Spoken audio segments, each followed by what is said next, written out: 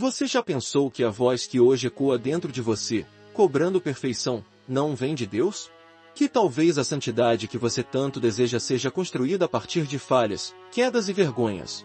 Arão era o irmão do libertador Moisés, mas por trás das cortinas do êxodo e das pragas que abalaram o Egito, havia um homem tomado por medos, inseguranças e ambições silenciosas.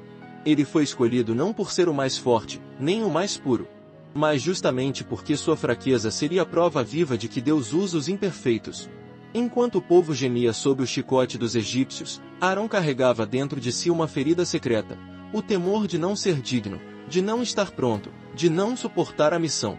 Seu coração vacilava, e sua língua tremia diante da responsabilidade de falar em nome do Altíssimo. Mas Deus, em sua soberania, decidiu que seria exatamente esse homem, limitado, frágil, hesitante, o instrumento de sua voz.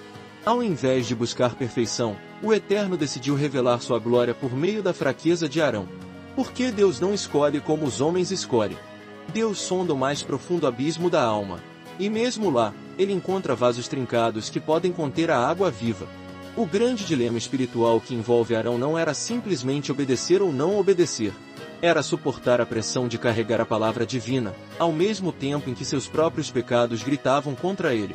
Era enfrentar o julgamento dos homens e o peso esmagador da própria consciência. Era descobrir, no meio do deserto, que a santidade não é a ausência de falhas, mas sim a coragem de se humilhar diante de Deus e deixar que Ele faça tudo novo.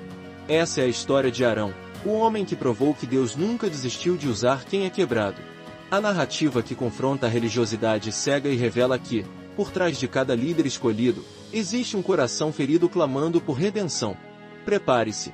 O que você vai ouvir pode abalar sua visão sobre santidade, propósito e misericórdia. Era uma época em que o Egito dominava com mão de ferro, e o faraó se considerava um deus entre os homens. O Nilo era adorado como fonte de vida, enquanto milhares de hebreus se curvavam sob a escravidão. Pedras erguiam cidades que não lhes pertenciam, chicotes marcavam a pele até o sangue, e o choro das mulheres ecoava nos campos onde crianças eram arrancadas de seus braços. O coração do povo hebreu se endurecia de dor. Por 400 anos, eles clamaram, mas o silêncio de Deus parecia um poço sem fundo. O culto aos ídolos contaminava tudo. As pragas e a magia negra do Egito haviam infectado até a esperança. Muitos já não sabiam mais quem eram. Muitos haviam desistido de crer que Yahvé ainda estava ali. No meio dessa atmosfera opressora, onde a morte espreitava a cada esquina e os deuses estrangeiros prometiam poder e riqueza, Deus começou a mover seu plano secreto. Moisés havia fugido para o deserto, carregando a vergonha do assassinato. E Arão, seu irmão mais velho, permanecia no coração do Egito, testemunhando a humilhação diária do seu povo. As famílias hebraicas se reuniam às escondidas, repetindo histórias antigas sobre Abraão, Isaque e Jacó, tentando manter viva a chama de uma promessa quase esquecida. Mas a chama era pequena demais diante da escuridão esmagadora que cobria a nação. Sacerdotes egípcios multiplicavam sinais enganosos. O faraó se exaltava sobre o trono, acreditando que nenhum poder poderia derrotá-lo. Era nesse terreno envenenado que Deus planejava erguer libertadores. Não homens perfeitos, mas homens marcados pela dor. O contraste era chocante. Enquanto o Egito ostentava riqueza, segurança e orgulho, os filhos de Israel vagavam em desalento, se perguntando se algum dia seriam livres. E foi nessa decadência espiritual que Arão recebeu seu chamado. Não no tempo em que tudo estava bem, mas no pior momento, quando qualquer possibilidade humana de redenção havia morrido. O tempo de Deus não obedece ao nosso relógio. Ele escolhe o instante mais improvável para revelar sua glória. Se gostar dessa história, confira outras aqui do canal e comente o que achou. Se inscreva no canal. Ative o sininho. E permaneça até o fim deste vídeo. A oração final pode ser exatamente o que sua alma está precisando hoje. Arão não nasceu como herói. Ele era apenas mais um entre os filhos de Levi, marcado pelo peso de uma escravidão que parecia não ter fim. Desde pequeno, via o sofrimento escorrer pelos olhos de sua mãe, Joquebede, e sentia o peso do desprezo egípcio cair sobre seus ombros. Enquanto Moisés fora salvo das águas e criado no palácio, Arão cresceu na poeira dos fornos de tijolos. Essa diferença de destinos sempre pairou como uma nuvem sobre seu coração. Ele amava Moisés, mas no fundo carregava dúvida. Por que ele ficou no Egito, enquanto seu irmão teve uma chance de escapar? Por que Deus não o arrancou da servidão também? Essas perguntas não tinham resposta, e elas se acumulavam como pedras em seu peito.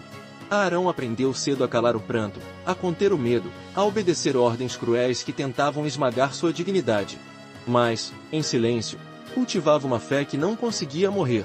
Quando Moisés retornou, depois de 40 anos no deserto, Arão já era um homem com cabelos brancos e olhos endurecidos pelo tempo. Seu corpo era cansado, mas seu espírito ainda mantinha uma centelha de esperança. Quando ouviu que seu irmão voltará com uma mensagem do Deus de seus antepassados, algo se rompeu dentro dele. Ele não sabia se devia acreditar. Era perigoso demais sonhar de novo. Era arriscado demais abrir o coração para promessas. Mas, no fundo, uma parte dele ansiava pela chance de ver a opressão finalmente chegar ao fim. Mesmo hesitante, Arão foi até Moisés. E ali, naquela reunião que mudaria tudo, ele ouviu as palavras que ecoariam pela eternidade. Deus havia escolhido os 2 irmãos para libertar Israel. Mas Arão não se sentia digno. Ele não era o príncipe exilado. Ele era o que ficou. O que suportou. O que não teve coragem de fugir. Porém, foi justamente essa história de humilhação que Deus valorizou. Arão havia sido moldado pelo sofrimento. Seu coração sabia como sangrava o povo. E, por isso, ele seria a voz que falaria ao faraó. Ele seria a boca de Moisés e o eco da autoridade divina. E assim começava uma jornada que provaria que Deus não se impressiona com aparência nem com posição. Ele levanta do pó aquele que ninguém considera. E faz dele instrumento de libertação. Quando Arão ouviu que deveria ser a voz de Deus diante do faraó, um frio percorreu sua espinha. Não era apenas medo de morrer. Era algo mais profundo, a vergonha de não se achar capaz. Ele sabia como a corte egípcia ridicularizava os hebreus. Sabia que um servo marcado pela escravidão não teria honra alguma aos olhos do rei. Como, então, ousaria erguer a voz e exigir a liberdade de um povo inteiro? Mas Moisés insistia. Cada palavra era como uma espada rasgando as dúvidas de Arão. Deus não pedirá a sua opinião. Deus não perguntou se ele se sentia pronto. Deus simplesmente o escolheu.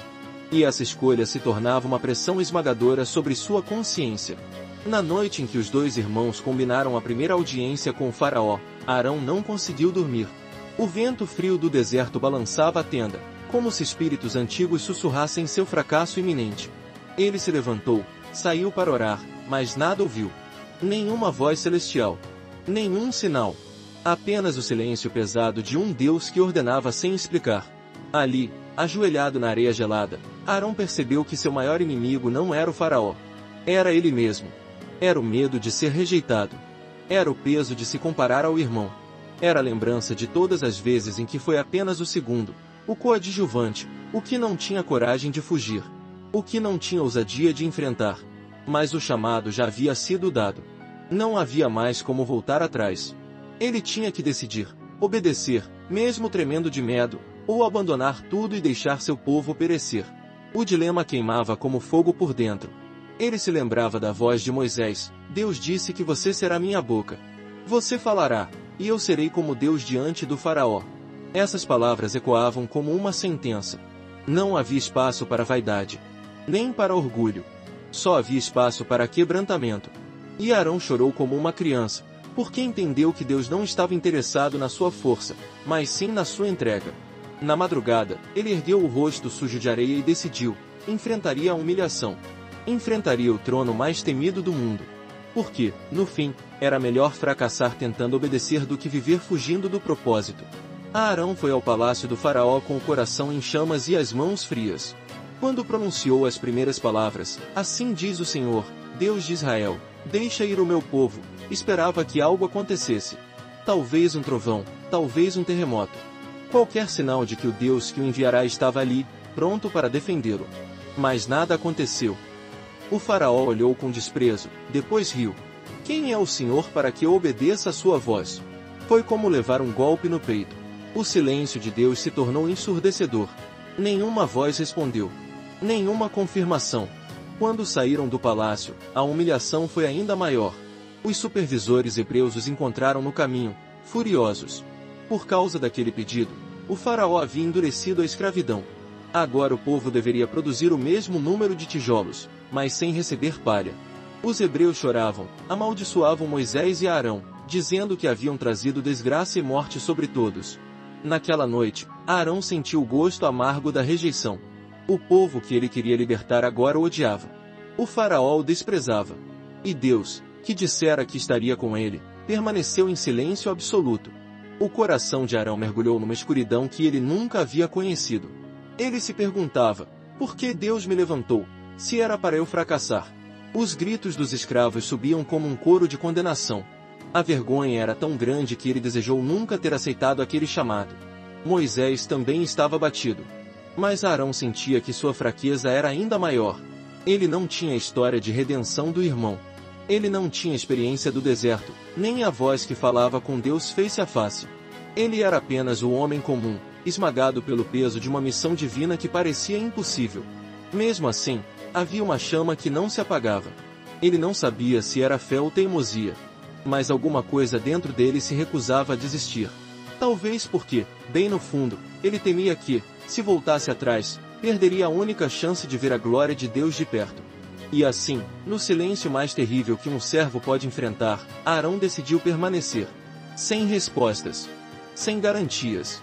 Apenas com a convicção de que Deus não o havia escolhido à toa. Os dias que se seguiram ao primeiro confronto com o faraó foram dias de dor e humilhação. O decreto real se espalhou como uma praga entre os hebreus. Os capatazes egípcios não tinham piedade.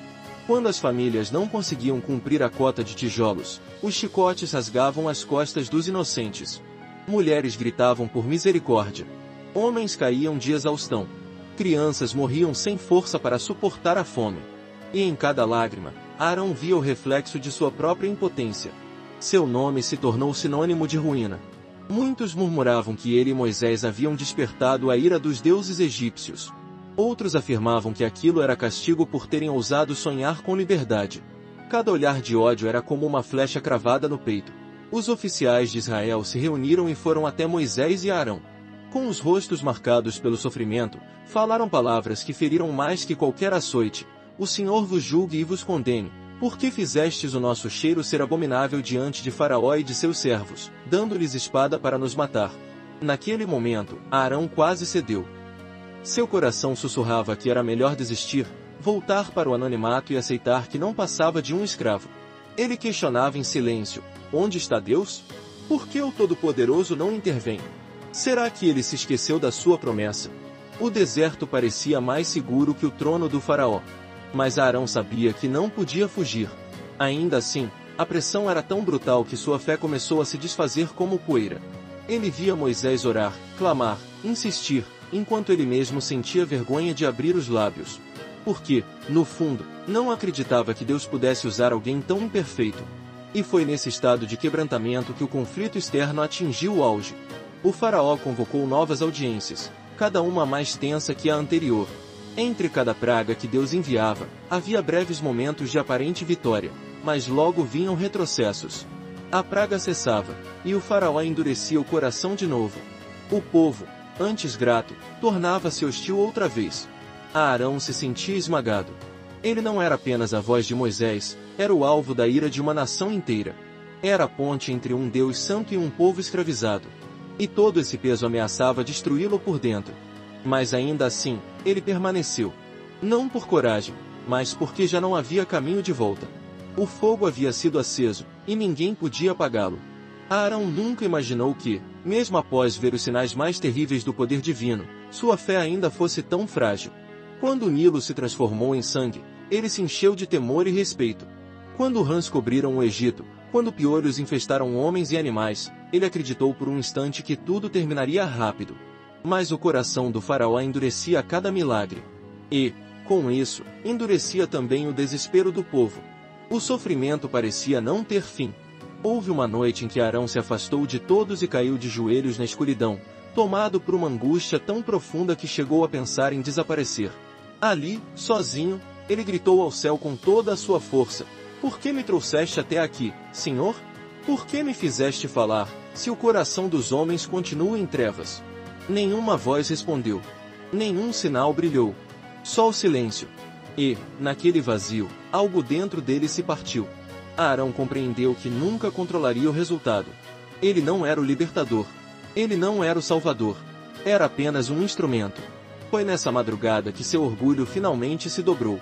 Até então, uma parte dele ainda desejava reconhecimento, que o povo visse sua coragem, que Moisés confirmasse sua importância, que o próprio Deus dissesse que ele era digno. Mas ali, no chão frio, percebeu que a santidade não é conquistada por merecimento. Ela nasce no pó da humilhação. Quando voltou para o acampamento, o olhar de Arão era outro. Não havia mais a arrogância de quem queria provar valor, nem a soberba de quem exigia respostas imediatas. Havia apenas uma disposição, continuar obedecendo, mesmo sem entender. Alguns poderiam chamar isso de fraqueza. Mas, na verdade, era o início de uma transformação. Porque Deus só pode usar quem se deixa quebrar. E Arão estava quebrado por completo. Aos olhos humanos, ele parecia um derrotado. O povo ainda o acusava. O faraó ainda zombava. As pragas ainda se sucediam. Mas, em silêncio, algo novo germinava. Uma raiz de fé que não dependia de aplauso, nem de aprovação. Uma fé que floresce quando o orgulho morre. Foi nesse momento que Arão começou a se tornar o sacerdote que Deus sempre soube que ele poderia ser. A noite caiu sobre o Egito carregada de presságios. Os ventos uivavam como se anunciassem algo que nem mesmo os magos poderiam conter. Arão sentia o peso daquele silêncio diferente, como se o próprio ar segurasse a respiração. Algo terrível estava prestes a acontecer, e ele temia não ter forças para testemunhar. Naquela última audiência com o faraó, Moisés ergueu o cajado e declarou o juízo final, a morte dos primogênitos. A praga que encerraria todos os argumentos. Arão ficou calado, o rosto pálido, pois entendeu que a misericórdia chegará ao limite. Nenhuma súplica seria ouvida naquela noite. Nenhum coração seria poupado, a não ser aqueles marcados pelo sangue. Quando retornaram ao povo de Israel, Arão caminhava com passos trêmulos. Ele sabia que Deus estava prestes a provar que não era um ídolo impotente, mas o Senhor dos exércitos. Ainda assim, seu coração se contraiu diante do horror que pairava sobre as casas egípcias. Na hora marcada, o juízo desceu como uma sombra. Dos palácios até as cabanas, o choro tomou conta da nação. Um lamento tão profundo que parecia rasgar os céus. E, no meio desse clamor de morte, Arão sentiu o temor sagrado envolvê-lo como nunca antes. Deus era real, Deus era terrível em santidade. Deus não seria zombado. Mas foi ali, entre gritos e luto, que ele também reencontrou a face de Deus. Porque enquanto o anjo da morte passava, as casas marcadas pelo sangue foram preservadas. Enquanto a tragédia engoliu o Egito, Israel se manteve em pé. O juízo foi acompanhado pela redenção.